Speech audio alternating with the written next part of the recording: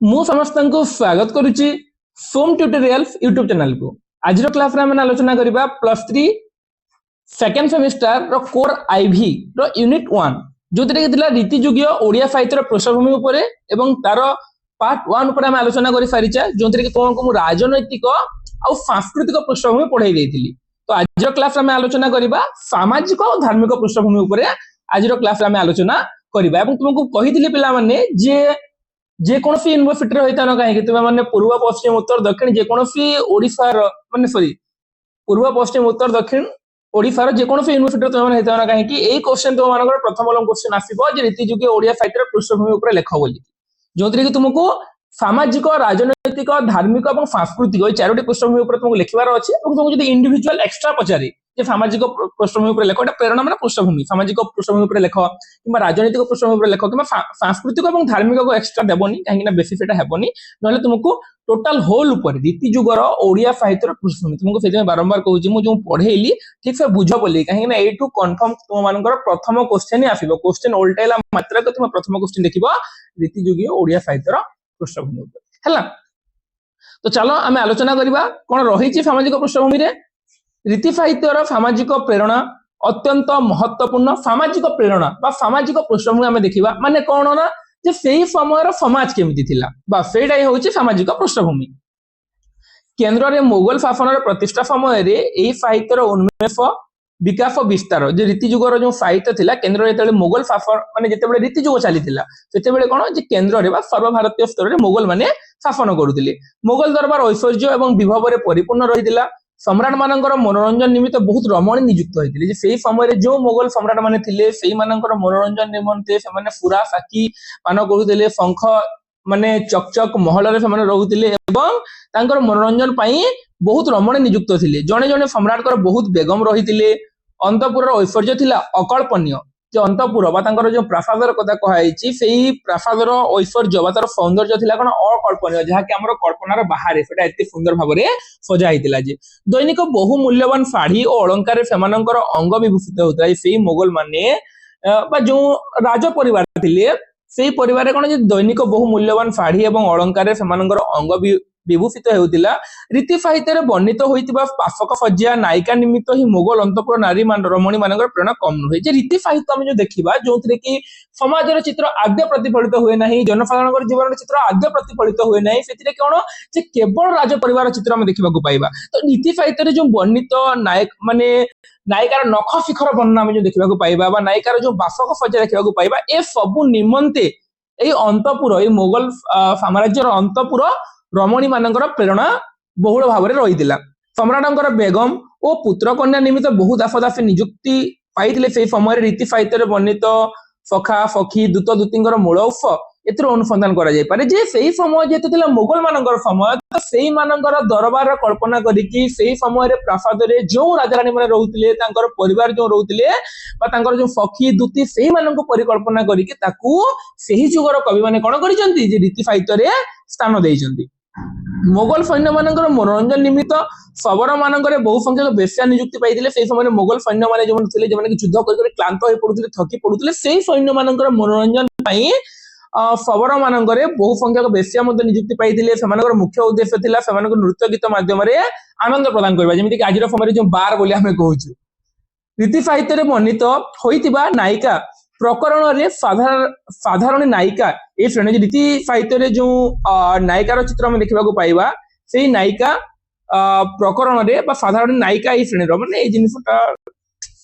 एटा रंग देछि रीतियुगर वर्णित जो नायिका हम देखिबा प्रकरण रे जे सेटा साधारण नायिका ठारू बा नॉर्मल हमर अन्य सामाजिक नायिका ठारू सेटिके अलगा धरणर मोगल शासक सेमानकर परिवार रो आनंद निमित्त सुंदर पुष्करणी एवं उपवन निर्मित हेतिला जे मोगल शासक एवं सेमानकर परिवार माने केमिति हस खुशी निज जीवन को मौज मस्ती निज जीवन को अतिबाहित करदिबे सेहि पई सुंदर पुष्करणी एवं उपवन रो निर्मित होइतिला। रीति साहित्य रे सेति निमित्त बहु स्थान रे सरोवर वर्णना संगे संगे नायक नायिकांकर उपवन विहार उपरे गुरुत्व प्रदान कराइछि। मोगल शासन समय रे अनेक सुंदर शहर निर्मित होबा संगे संगे शासक मानक निमित्त कारुकार्य परिपूर्ण विभवशाली प्रासाद निर्मित होता है। मोगल मानक शासन समय कौन होता है सुंदर सहर गुड़िक से मनोरंजन निमित्त से सुंदर सहर गुड़िक निर्मित होगा सहित शासक मानकर निमित्त कारुकार्य परिपूर्ण प्रासाद गुड़िक माने जो माने शासन करुथिले बा शासक माने बा राजा माने तांको पई कोन जे विभवशाली ऐश्वर्यशाली प्रासाद गुड़िक निर्मित होइतिला। रीति साहित्यर नगर एवं विलासपूर्ण राजप्रसाद वर्णनारू जेतेबेले आमे रीति साहित्य देखिबा सेथिरे जो नगर एवं विलासपूर्ण राजप्रसाद जो वर्णना रहिछि सेथिरू मोगल शासनकालीन सहर और राजप्रसाद स्वतः चक्षु माने आम मान आखि सामने झलसी उठे। राज अंतपुर मानकरे बहु ललित क्रीड़ा तथा शतरंज खेल नौविहार आदि प्रचलन थिला। से समय राज अंतपुर मानकरे राजप्रसाद मध्य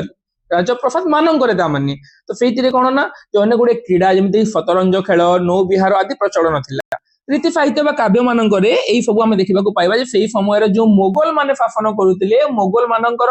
परिवार चित्र आमे देखिबा को पाइबा। रीति साहित्य समाज चित्र रे कहीं रीति साहित्य सामाजिक चित्र जनसाधारण चित्र नहीं ना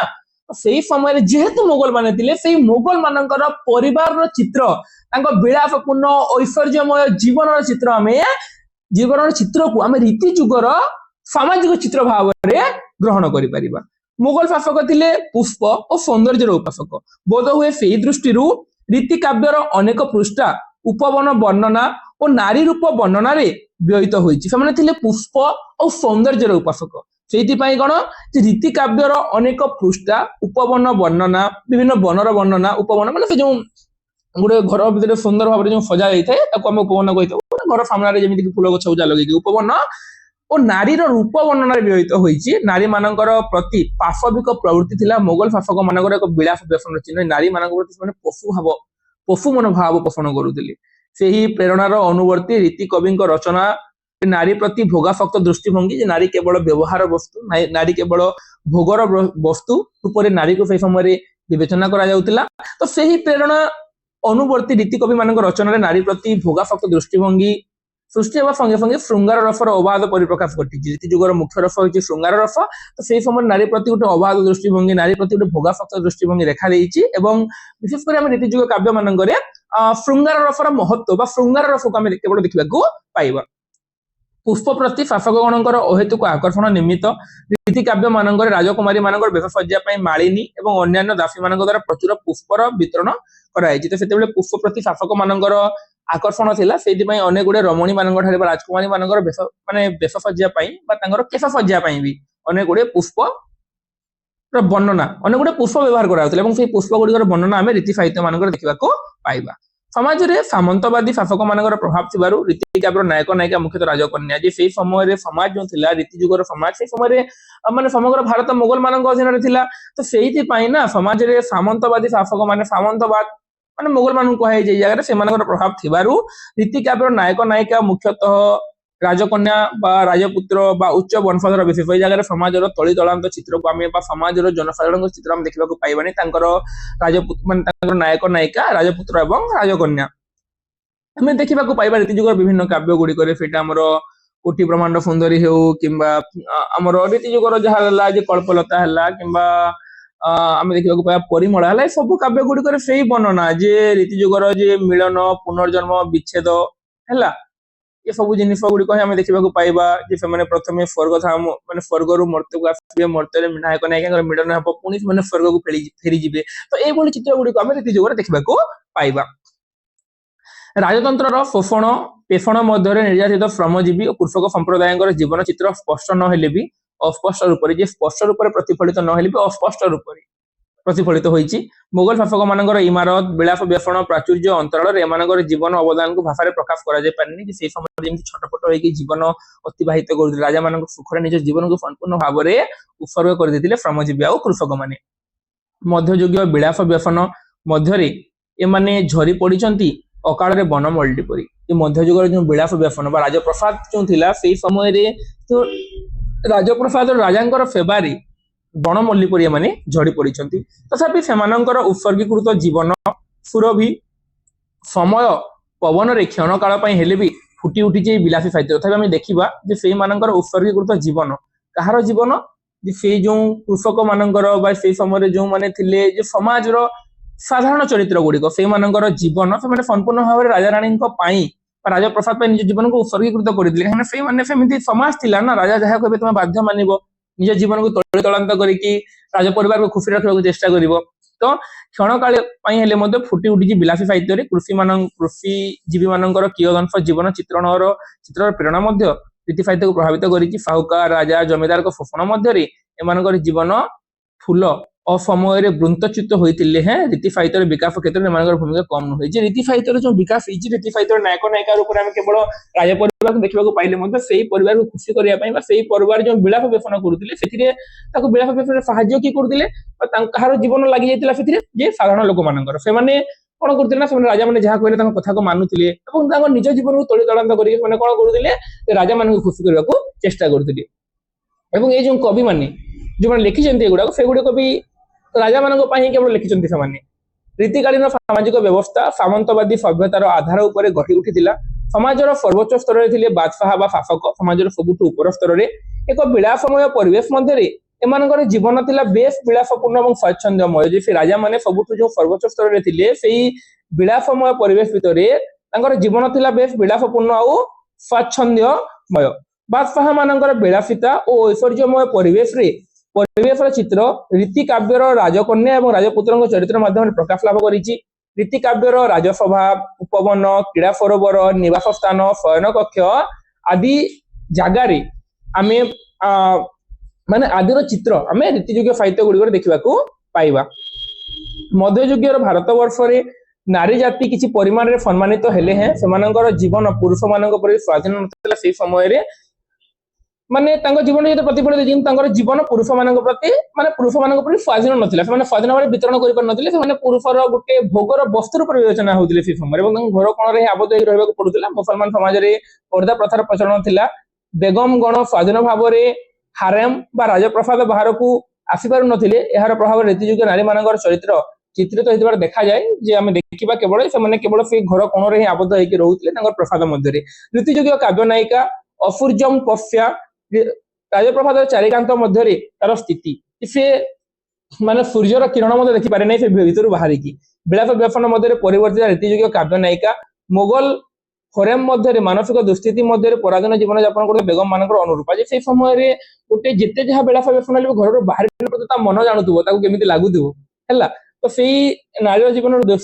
दुस्थितिर कथा देखा पाइबा मोगल शासन कालीन यही प्रकार सामाजिक अवस्था रीति साहित्य को बहु परिमाण नियंत्रण कर परिलक्षित हो जाए जेहेतु पिलाने जो रीति साहित्य रचना कराइला आम जो आलोचना कर 1650 1880 मसीहार कथा से समय जेहेतु भारत मोगल मान अधीन था मोगल मान भारत को शासन करुले तेणु रीति साहित्य जो वर्णना रीति साहित्य काव्य मान मोगल मान डायरेक्टली इनवल्व करा न मोगल समय जो राजा राणी माने थिले सेही मानकर जीवन चित्र रीति साहित्य देखा पाइबा और समाज चित्र में लोक साधारण जनता चित्र से प्रतिफलित होनी बास एतिकी वर्णना कराई जनसाधारण राजा मान सेवा निजर जीवन को संपूर्ण रूप से नियोजित करते निज जीवन को तड़ी तड़ांत कर बास एटा हूँ तुम मानकर रीति जुगर सामाजिक पृष्ठभूमि से समय समाज रे केमिति भोग विलास राजा राणी मैंने रोते लोक मैंने साधारण जनता केमिति छटपट होते नारी को केमिति व्यवहार वस्तु रूप विवेचना कराउतिला से जिनिस हूँ तुम मानकर रीति साहित्यर सामाजिक पृष्ठभूमि तो बर्तमान देखा आम धार्मिक पृष्ठभूमि धार्मिक प्रेरणा से समय धर्म केमिति थिला अकबर को शासन काल जो धार्मिक सहिष्णुता और निरपेक्षता परिलक्षित होता परवर्ती वंशधर हस्तरे ताहा विपर्यस्त हो पड़ा जे आम जमी कि मोगल मान कथा देखा प्रथम बाबर तापर हिमायू तापर अकबर तापर जहांगीर शाहजहां औरंगजेब तो ये समय जो बाबर थे से गोटे धर्म प्रचलन करते जार ना दीन ई इलाही बोलिकी माने जी हिंदू माने चाहिए से धर्म नहीं पारे जो मुसलमान माने चाहिए से धर्म नहीं पारे कौन पाखे कौन बाधकता नाला दीन इलाही धर्म नेबारी है तो अकबर को शासन काल में जो धार्मिक सहिष्णुता और निरपेक्षता देखा देइतिला परवर्ती समय जमी कि शाहजहां और माने जहांगीर शाहजहां और औरंगजेब को फल से जिन गुड़िक से धर्म विपर्यस्त हो पड़ा अकबर कौन समय हिंदू मान धर्मनीति उपासना पद्धति हस्तक्षेप कर नथिले अकबर थिले मुसलमान थिले मुगल किंतु से केबे मध्य हिंदू मानकर धर्मनीति को व्याघात देला भलिया आघात देला भलिया कार्य से केबे कर नथिले मात्र तांका वंशधर गण थिले अति मात्रा रक्षणशील एवं एकदेशदर्शी जहाँ कहे से बेदरगार से अकबर का समय हिंदू माने जो धार्मिक स्वाधीनता लाभ करते परवर्ती समय अधोगति देखा गला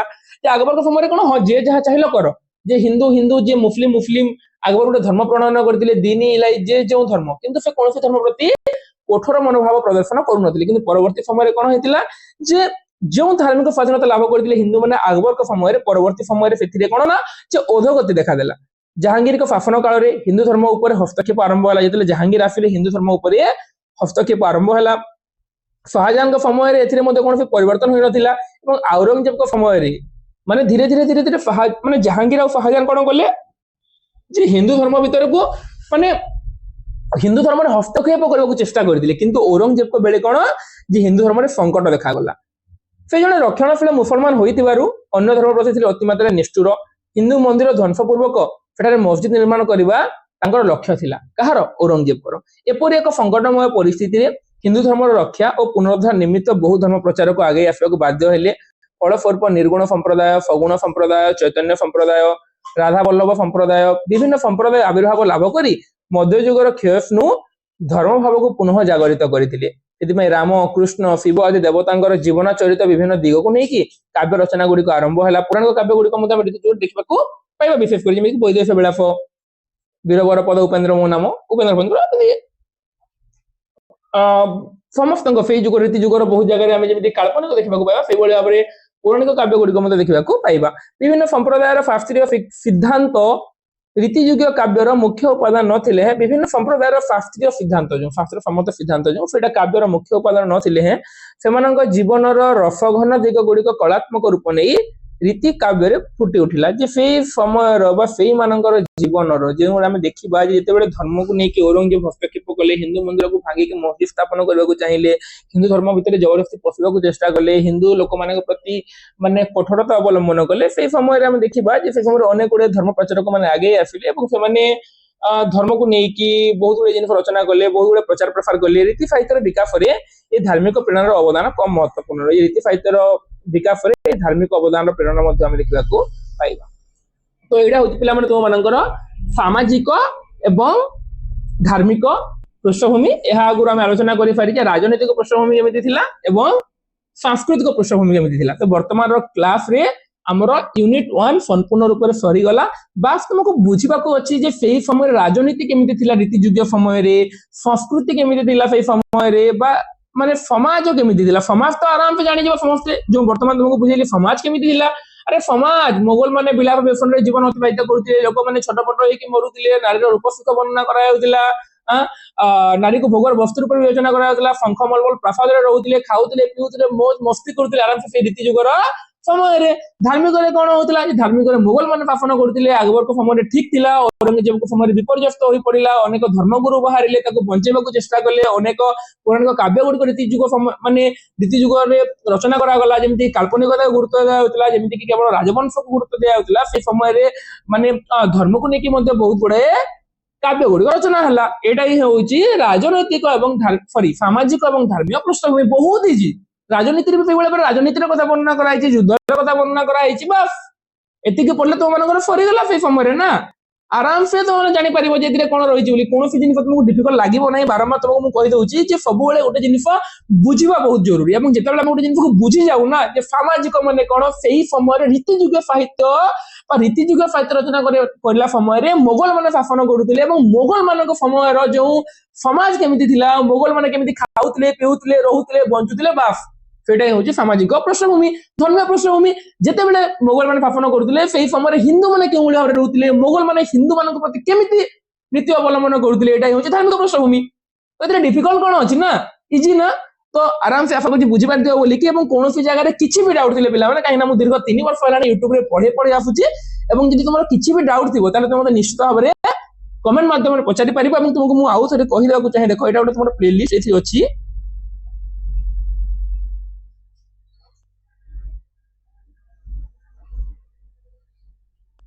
देख तुम मान गोटे playlist +2 second semester core IV Odia honours है देखो ये तुम मानकर ऑलरेडी तुमको पढ़े देइछि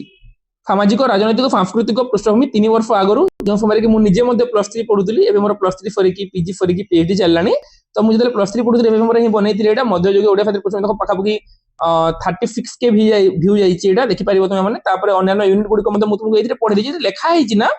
जे कोर डबल आई बोली कि एटा तुमरो आगर तुमरो सीनियर जो माने तांकर फर्स्ट सेमेस्टर रे किंतु तुम टाइम एटा सेकंड सेमेस्टर कर दिया तो ये प्लेलिस्ट को मैं ऑलरेडी फाड़ी देजी देखो आगुर फाड़ी देजी टोटल सिलेबस को तापर नोआटी हाको आउ थरे पढा होची एटा सिलेबस डिफाइन कर देजी एटा सांस्कृतिक राजनीतिक पढितिला आजिरो क्लास रे पुनी आमे एटा सामाजिक एवं धार्मिक पढा तला ऐड कर देबी तो आउ थरे टोटल सरी हिची थरे तापर आउ थरे मते मान को पढे देबी तो जो माने ए प्रीवियस क्लास को देखिबा को चाहिबो भी देखि पारिबो काहे नै जगह रे first semester second semester matter करनी कि टॉपिक सेम अछि ना भावादर्श सेम अछि चंपू चौपदी चौतीफा फेम जदि टॉपिक फेम अछि ताहले सब फेम एटा कोन सेमेस्टर फेटा माने रखे नाही तो आशा करी तुम्हारे समस्त बुझी पारथिबो बोली के किछि डाउट थिले मते कमेंट माध्यम रे पचारि पारिबो वीडियो टुकु शेष पर्यंत देखिथिबारु समस्त को हृदय धन्यवाद जय जगन्नाथ जय मां फैमिली पुणी देखा हबा हमें आगामी वीडियो रे आलोचना करिया पुणी एक नया विषय वस्तु।